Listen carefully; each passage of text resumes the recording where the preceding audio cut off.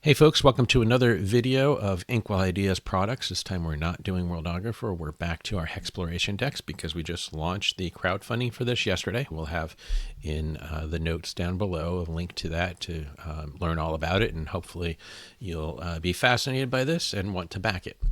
The project has two main components. The first is a set of Hexploration decks, which are these idea generation cards. We've got great art on most of them. There's a few cards, about 10 cards, that are trait cards that don't have art, that both sides are text with charts of ideas. And then a few cards that are exploration guidance, creating a fantasy sandbox, ideas, that sort of stuff. And you'll see us look at a few of those as well. But most of the cards feature this artwork and have a number of chart ideas on the back of each card. What you're seeing here is the front and then the back of this card, for example. The idea is that you can probably come up with some of the basics on your own, like the age or the condition. You might want to look at the artwork to get a feel for that, or you can take it whatever direction makes sense for your campaign setting. But to have some more imaginative ideas, things that can be like quest jumping off points, you'll see some of that as we go through this video, are in these charts. So it really expands your imagination. I think I'm pretty good, and I think most RPG GMs are pretty imaginative, but if you can double that, say, that's a pretty good, cool offering, I think. So that's one half of the project. The other half of the project is these hex tiles that we've got here. We've worked with Dyson Logos, who's done a bunch of the maps in the various Dungeons and Dragons products over the past 10 years, I think. We've been working with him for a little bit longer. So he did a number of maps over the past year or two. He did a Midsummer Lands and an Autumn Lands set of maps. And I reached out to him and said, hey, I've got this cool idea to take snippets of those maps and put them together into tiles. And so we're offering that as the second part. These will be digital and printed. We have pledge levels that offer either one independently or a nice package with all of it. But if you have another tool that you like for maps, for example, our Worldographer, which is what you're looking at here, I just loaded in these images as terrain and as features. You'll see that in a moment. But if you have another tool, some other online hex mapping program, or if you want to just draw them out, go for it and use the cards. On the other hand, if you don't find a use for the cards, if you've got a set campaign idea, but you're just struggling to make maps, then either the tiles or the digital versions of those tiles might be a good fit for you. All right, with all of that out of the way, let's get down to how to actually use these. So as I said, I just loaded these into Worldographer, and you can look back at other videos for how to do that. We will probably do something more specific with this, making them a little bit easier to import into Worldographer in the near future. If you want to create your map area, you can probably do something randomly where you randomly lay out the tiles, or if you have something specific in mind, you can lay them out. And I just want to have this one starting area with a number of locations around it. So say I'm going to just build this out in one hex chunks. I can, oh, actually I don't want that one there. I want to put that one down here, for example, and I want another grassland over here, for example. And then I'm going to do this split one here that has a grassland, a little bit of forest, but not too much. And then I want to go to some hills. Oh, these are a little bit too small, so you can also always resize them up so you can see them a little bit better here. I want to get some of these forested hills, but I also want to have a mountain here. So I'm going to throw a mountain in there. And then I might do just a plain hills here. So that can be my starting area, and I can build out from there. So I do just want to show a handful more hexes around, but I'm still focused on this area here. And this is just whatever appeals to you. You can pick the terrain that's a good fit for what you're planning to do. Or again, you could do something random and just, oh, actually, did we end up with all the same one there? Or are they just similar? They're just, oh, these two. So we have 3 different ones. So right now we just have a sample pack of the tiles that's just 25 overall. We've got 64 planned, but we have stretch goals to do 8 more and 8 more. We haven't hit those stretch goals yet. We haven't even set them. but we'll set them in the near future. Right now, we've got a stretch goal to add some more cards to the decks. Once we do that, then we'll look at doing more tiles. Because right now we have a poll up for what thing do people most want us to add to the project. As we get more pledges and we hit some quantity price breaks from our printer, we want to pass that on to you and put in some extra tiles, for example, or extra cards, or upgrade the product in other ways. Just for variety, I'm going to throw a desert in over there. And yeah, we can do both deserts, just have that further off. Okay, so that's my starting area, but I'm focused on this tile here. Then I know I want to have a home-based town. So I'm going to go back to our cards, and I can thumb through these. And you could do this completely randomly, where you just pull them rather from the deck blindly, or you can skim through them and see what's intriguing to you. Now, our sample pack, and there's a free download of a sample pack of the cards, as well as a sample pack, like I said, of 25 tiles. The sample pack of the cards is what you're seeing here. You got 54 cards, 53 because there's a cover card too, but 53 cards of content. It has 18 cards from each of the original 3 decks. We've already added a 4th deck into the project from the get-go, and then we've got a stretch goal to possibly do a 5th deck, but the cost for doing a whole new deck is higher, so that's probably going to be our last stretch goal. Anyway, thumbing through the first few of these, I did like this Crumbling Homesteads. I like the artwork on this for our forest. And it just reminds me of a rundown town. Why is it run down? I can start looking through here and just glancing at these. Again, so these are set up as D6 tables, essentially. You got 6 options for pretty much all the tables in the product. And somehow my eyes just went to Monster Attack. And that has me thinking, hey, this whole region is under invasion from some sort of monster attack. And we'll get at why that is. Then I can look at these and I can see, okay, well, who's here, what's still here, and I might even go with a combination of these things. But I could throw this a couple of different ways, and depending on if you want to roll, you can roll for the results, and you could say, okay, you could have monster hunters. Hey, it's rife with monster parts to collect to make your favorite magic items. So there's hunters that are under commissions from wizards, and you can make a whole campaign with that.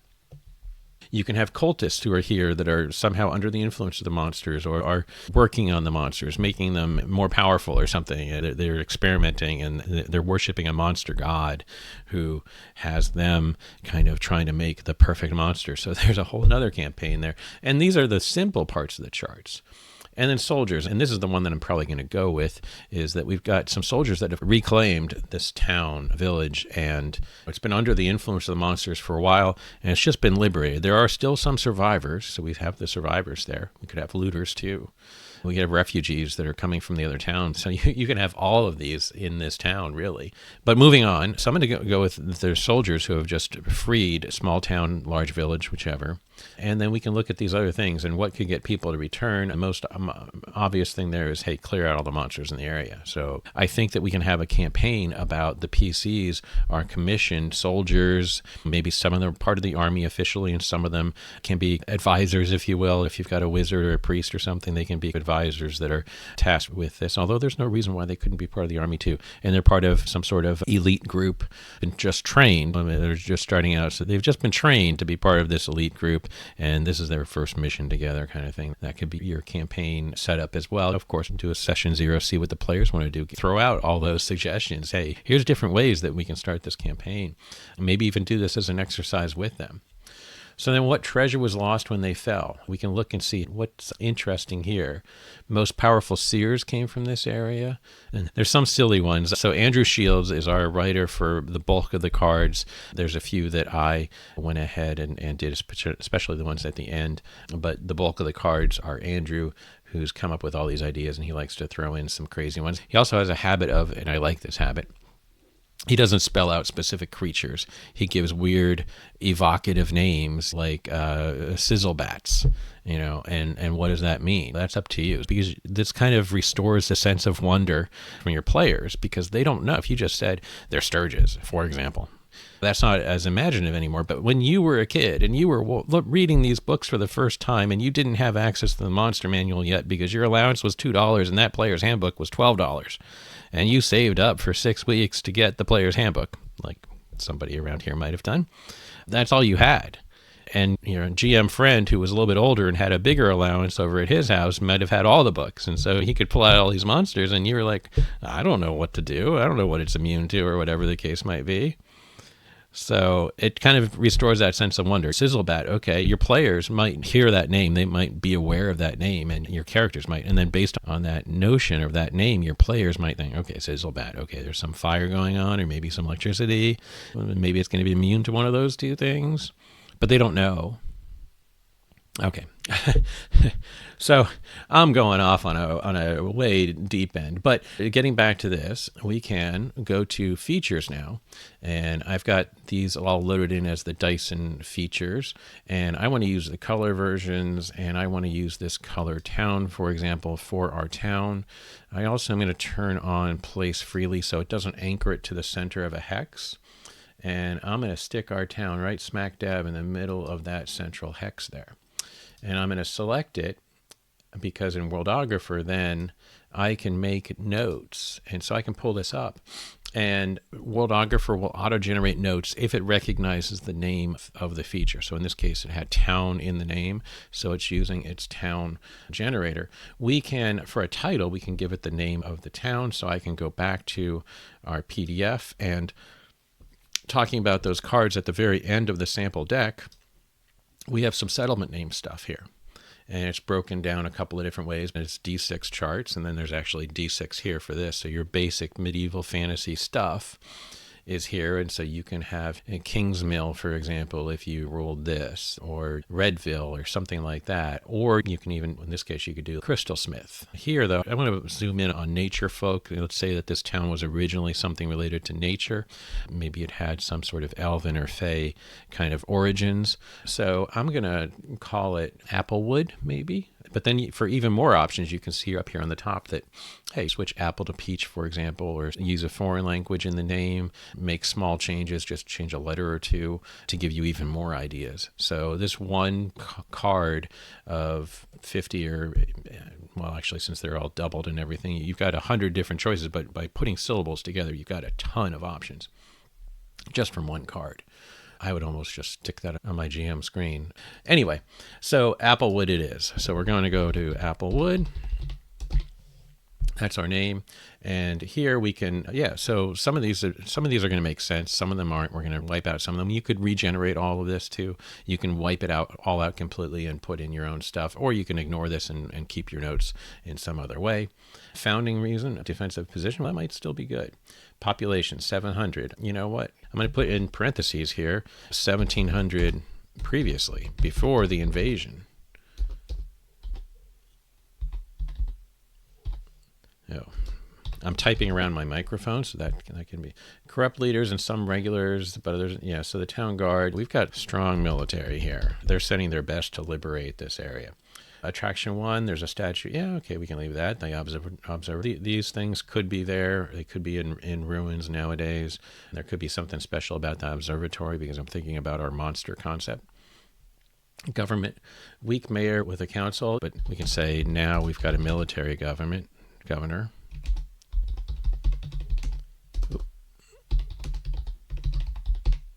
Okay, and then reaction to outsiders. No, they're not indifferent. They're seen as saviors. If with military or somehow proven themselves. Okay. So that can be our starting point, and then I can add in a bunch of other details, but since we're already over 15 minutes, I think, into this video, we'll leave it at that. But the point is, you can make all your notes and jot them all down and save them. That's going to put a note on the map, and if you look closely, once I hit Add, Edit, View, Note, you've got a little yellow square there, and so you can pop that open. Oh, and now I see that I misspelled Applewood. Yay! So you can pop that open again, and then I can, turn off those notes with that. But you can also get to it if you select it. So if you want it to be tied to the particular feature, you need to select the feature and then hit F note. If you don't care about it being tied to a feature, if it's just something unusual about the grassland here or something, you can add a note by just clicking Add, Edit, View, Note. Click on the map where you want it to be if there's no note there already, and it will open up that dialog. All right, so let's go back to our PDF, and now we need to have some interesting things. So I like my monster invasion thing is going on, and I'm going to be looking here for some things that can be the source of monsters coming here. What you could have this swamp oracle happening. We don't have any swamp. You don't have to tie yourself to this. You can adjust it. This can be an oracle who's in the grassland for all intents and purposes. Roaring Gate, yeah, I like this. This is pretty interesting, actually. We don't have enough icons in the sample pack yet that matches all the things in the deck. Then we'll be adding more as we go, but I can find whatever's closest here. And what's closest, let me zoom in on these two so that we see them a little bit better. Those are the black and whites. Let's zoom in on everything here too. So I can look through these, and I like this giant bone pile. This is a hill with giant bones on the top, and that's something along the lines of the artwork that we saw there. So I'm going to use this, and I'm going to put this down on the map. I can fit it in here and here, just where I want to put it. So yeah, it can be a bigger hill. I want to have it closer to the town, though, so I'm going to stick it here. It'll fit there. So we got a big thing there. And then here I can go ahead and hit select again, and I can pop up that dialog. But let's look at our card for ideas before I do that. So here, the Roaring Gate. So who made the gate? Where does it go? How can it be opened? Those are our charts. And like I said, I'm always fascinated with what Andrew pulls out. He's always got 3 ideas for every idea I have, I feel. Anyway. So who made the gate? So we can have Eldritch Defenders turned an invading stone giant champion into a cursed gate trophy. Okay, you can have a lot of history in there and think about what's happening now. Our invasion, it could, wow, I hadn't been thinking about this before. But yeah, so our invasion, just looking at that first option, that invading army that sent that champion could now have figured out a way to reuse that trophy, that cursed gate trophy, and corrupted it again to allow their forces to come into the world. I love that. I love that. Where does it go now? Well, I think we already answered that for ourselves, but if we wanted to look through here for other options, I mean, a shadowy mirror world, okay, it could be a fit. That's what that invading army was. We could have almost like Star Trek's Mirror Universe, a fantasy version of that is coming into the world. Wow. So you can see I truly had not been thinking along these lines before starting this video, but you can see how these ideas can really make it gel for you. And you can do this with your players too. You guys can do a session 0 where you pull these cards out, and each of you guys is pulling a card for a different feature on the map and setting it up all together. And the nice thing about that is then everybody knows that lore. You as the GM can still then add more detail and add secrets and everything, and it might be that some of the lore, and tell this to your players, you don't want them to feel like they're cheated if you twist their idea, but let them know ahead of time, hey, I'm going to go with 90% of our stuff, but to make the campaign compelling and interesting,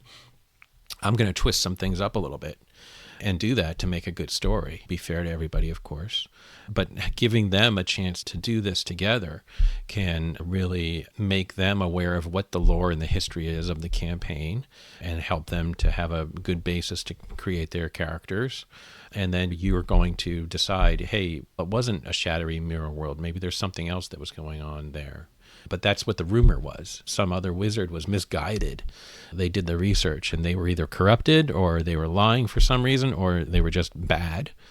Okay, and then how can it be opened? So we've got a bunch of ideas here too. I like the cut your hand, you give up a year of your life, but that doesn't really work for our concept. Maybe there's a secret password that they've set up and our characters don't know it. They need to find out. So we got to keep this video relatively short. I'm not really going to put a lot of notes in here. I'm just going to pull this up. And for now, I'm just going to call this Roaring Gate. And later I would come back to that. But I'll just jot down here, stone giant statue, or not, statue or trophy. Gate is now corrupted by Mirror universe forces. And we'll leave it at that for the moment. Like I said, I know I'm at over 20 minutes now to just get 2 features on the map. But again, most of that is me just talking and explaining and everything. So you can see how this would be quicker otherwise. And then I want to have something else. So let's go back to our deck here. And we can thumb through this some more and come up with some other ideas. Now, as I said, we got some of these cards that are traits that you can apply to other cards or even regions. And I'm just looking, okay, so here we have another portal, so there can be another way that the monsters are invading. There's standing stones, there could be some other ritual there going on, but maybe the portal is a little bit more distinctive or evocative of that, so we can look through these and see what makes sense. So it could have some defenses, side effects, how do you turn it on? And how does the travel work? Here we've got some ley lines and nexus points and stuff. Yeah, I want to say there's 2 portals that are both feeding monsters here. And one is from that mirror universe, but somehow they made an alliance maybe. That's how they were able to corrupt the thing with an enemy nation who is on another continent but on the same world, but they're at war with our character's nation or this area, or there's some resource here. Ooh, okay. Yeah, there's some resource here that they all want. And those can be secrets that you can, that the players can discover. Why are the monsters coming here? Why does this other nation want to take this over? And there's something here. You don't have to have all those answers up front, and certainly I don't think we're going to solve those in this little discussion video, this little trial video, but you can see where this goes. I'm going to put the stone portal thing here, and I'm just going to put the feature, and so I've got these pillar things, and I've got this colored pillars here.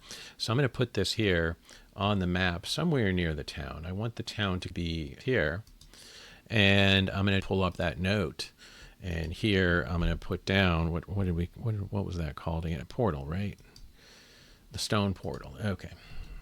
Stone portal. And we can go back to that card later and fill in more stuff. I also feel like I need to have a tower. So I'm going to take a tower. We've got some wizards who were aware of the portal, especially. Yeah. So this tower can be here. And likewise, I can pull up the note on this. Oops, got to select it. Pull up the note, and here we have some stub information because it did recognize tower in the name, so it just gave it some stuff. I'm probably not going to use any of this, but in the sake of not having the video run too long, I'm not going to brainstorm much there. But we can go back to our card deck here, and we can look through here for some towers. So here we have this hidden shrine thing. This is, certainly has an evilish look. This isn't even an underground area, but again, you don't have to use that as is. You can say, hey players, it's not in an underground cavern rather. So you've got that. We've got a bunch of other things here. We've got this more traditional tower. I notice a typo here. It is a sample. It is something that hasn't been through all of our rounds of editing yet, but I can use this as the basis of our tower. We even have some academics or religious order who's in charge of these portals, or the one portal that they know about anyway. And we can go brainstorm some of the other details. So I'm just going to jot down in that note, College of Whispers, and I can be more specific with it later. Let's look for a town or another town or village type thing. Here's the one that we had used. Here's a larger town. It's coastal. Again, you don't have to use everything about it, but here we do have a bunch of the things are related to being coastal. Some of them are related to fishing and such. Usurper's Fortress, Forest Home. Okay, I can do something with this, for example. If there's a forest home, maybe there's a retired general there that was responsible for this, or maybe there's an artifact here, and that's what the monsters are after. We don't know. So I can come back. You can brainstorm this as you go forward, but I'm going to put down Forest Home as the other card for another small settlement. Now, I don't think I have a house in a tree type thing. I think I'm just going to have to go with a small keep type icon, small tower there. Here we have some small villages. Here we got something. Just going to, for the sake of argument, I'm going to use this here, and I'm going to put this on the map. We do want it in the forest. And I think we'll do it in the forested hills a little bit over here, for example. So we've got that there. And maybe we can add another town for farming here. So there's some way to feed all the people in the town, for example, that's over there. And there could be another fort. It's up to you to decide how busy you want the map with different things. You don't have to go too busy. And we've got cards in the deck that are related to that, to travel rates, if your rules don't have anything. If your rules have, I mean, we didn't even talk about the scale here. That's up to you. You could go 1 mile hexes here, 2 mile hexes. Our tiles are sub-hexes in a way. They're 3 hexes across, if you will. So it's up to you to set the scale for what makes sense. There's a whole bunch of people with different blog sites that give recommendations and reasoning why. You can fill the map as much as you want. And looking at the cards, and our samples should give you a good idea of what the product is like, and they're pretty generous that you can almost use them as is without getting all 4 decks and that sort of thing. But we hope that you'll be fascinated by this and love it, and see the potential in all the ideas, and help us to finish the product and deliver it to you. One thing that I haven't gotten to yet is talk about the other card type in the deck. We have a number of trait cards, and these traits that you can apply to any of the other cards. So we have something like Haunted, Guild Base, Good Hunting, Expensive Taxation, Pilgrimage Sites. You can pull these randomly or not, but you can say, hey, that fallen giant, the statue, has become a pilgrimage site, and here are a bunch of tables of information or ideas that you can use for that. Each of the decks has basically 40 different location cards with art and charts, and then you've got 10 cards that are those traits. And so in the sample we've got about 10 of those, so you can look through those or pull them randomly and see how they would apply to whichever feature that you're working with.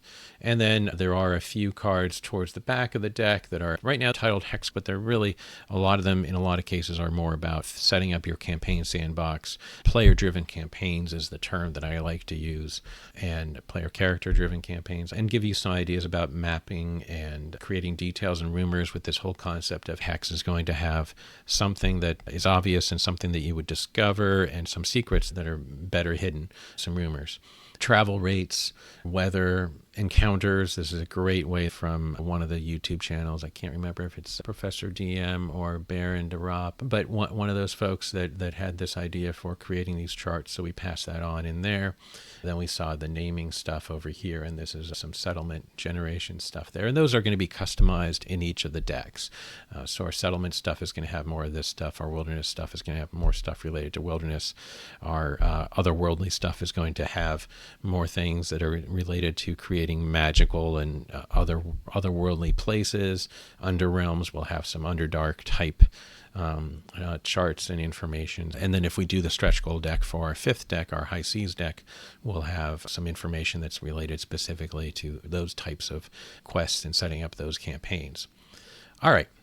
So a long way to go for all that, but I hope it was useful. I sure as heck enjoyed talking about it. I hope that you got a lot of good info out of it. I hope that you see the potential for the product, and I hope that you'll give the samples a try, because the samples really are pretty generous, I think, giving a full 54 cards in the deck, and then these 25 sample cards. We'll probably even slip in a few more throughout the campaign. We didn't do any swamp yet, for example, so you might see some updates where we slip in a few more tiles or features as well into the samples. Actually, another sample that we did was a 2-page setting that Andrew Shields, the writer for the card decks, put together using the tiles and the cards, so you can see sort of the same thing that we went through, but for a completely different setting and with his spin on it. So that's a sample that's downloadable on the crowdfunding page. If you go there, pretty much the first paragraph of the crowdfunding page has all that in there. Please do check it out. I hope that you'll support us in making this product, because I'm really excited about it. Thanks a bunch.